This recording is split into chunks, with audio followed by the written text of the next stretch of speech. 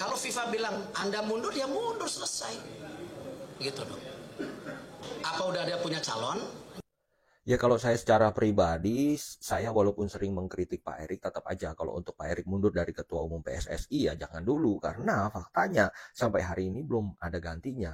Sekarang yang kita salut dari Pak Erik adalah Pak Erik mau melanjutkan program Pak Irwan Bule yang mengadakan program naturalisasi secara masif. Kemudian ya sekarang semakin digencarkan lagi gitu. Itu salah satunya.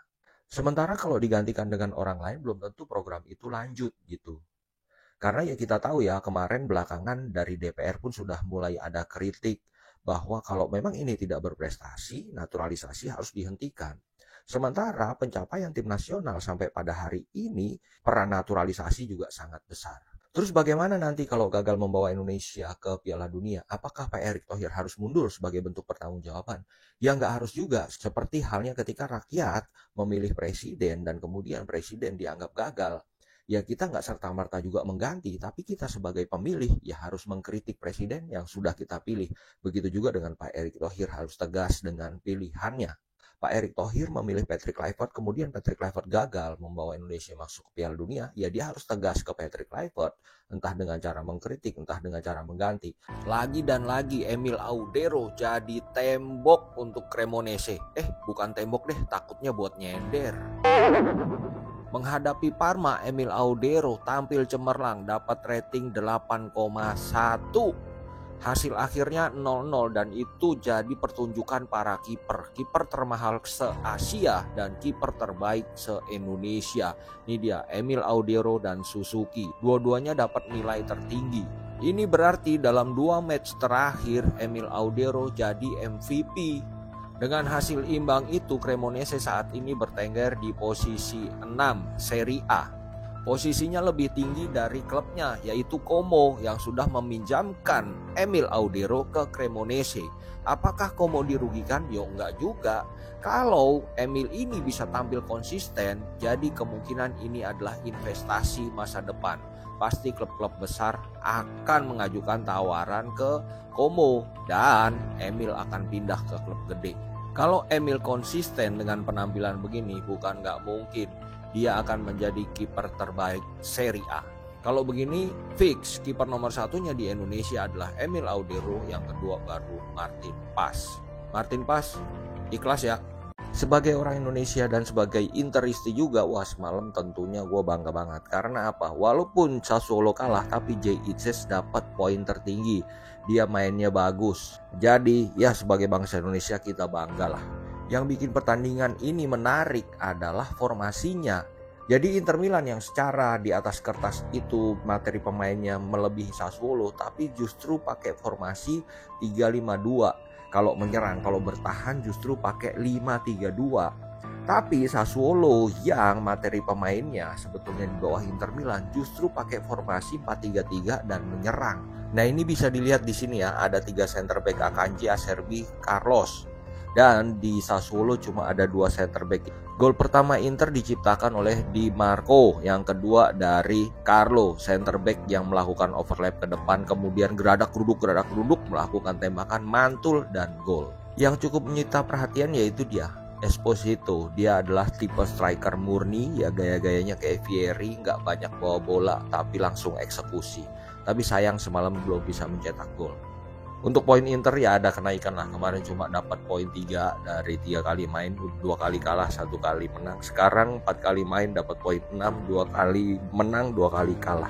Saya yakin semua nggak akan pernah menyangka kalau Indonesia bakal punya pemain yang bermain dengan Son, dengan Loris di LA Galaxy, dan bermain dengan Vardy di Cremonese, bermain dengan Nemanja Matic di Sassuolo, dan bermain dengan Giro di Lille. Dulu kita cuma bisa berbangga pemain Belanda yang keturunan Indonesia. Fran Bonkos keturunan Indonesia tuh. Terus pemain Belgia, Nainggolan keturunan Indonesia tuh. Tapi mereka membela negara orang lain. Nah sekarang jelas pemain Indonesia, keturunan Indonesia bermain di Eropa tapi membela negara Indonesia, timnas Indonesia. Singa dari timur dan Macan dari barat ketemu hari ini dan dimenangkan oleh Macan dari barat. Dari starting line up yang diturunkan Persib, udah jelas banget Persib memang bertujuan untuk mengambil posisi permainan sebagai tim yang menyerang, karena di sini ada Reinders, Haye, dan Beckham. Dan benar aja dengan diturunkannya 3 punggawa tim nasional, permainan Persib di babak pertama lebih agresif dan atraktif karena intensitas passingnya tinggi, sentuhan 1-2-nya kombinasinya lebih cepat dari biasanya, karena mungkin Eliano dan Haye itu berpikir bermain bola seperti di Eropa. Beckham juga menambahkan variasi serangan dengan skill individunya. Di babak pertama, Arema Malang lebih banyak menunggu dan melakukan serangan balik efektif dan cepat, sementara Persib menyerang. Persib sempat tertinggal 1-0, kemudian menyamakan kedudukan melalui William. Kedudukan 1-1, Persib bermain dengan 10 orang setelah Putros diusir keluar. Setelah 10 orang, Persib gantian lebih cenderung menunggu permainan dan Arema Malang menyerang. Drama terjadi setelah 90 menit plus ya, ini dia Barba yang masuk di babak kedua turun sebagai wingback kiri akhirnya bisa menanduk bola melalui proses tendangan sudut. Kedudukan 2-1 untuk Persib. Selamat untuk Persib dan tetap semangat Arema Malang. Terjadi lagi drama kemenangan Borneo FC di menit-menit terakhir 90+6. Tendangan Peralta yang gagal disundul malah justru masuk ke gawang Persis Solo. Ya mau gak mau lah Persis Solo harus mengakui kehebatan Borneo FC.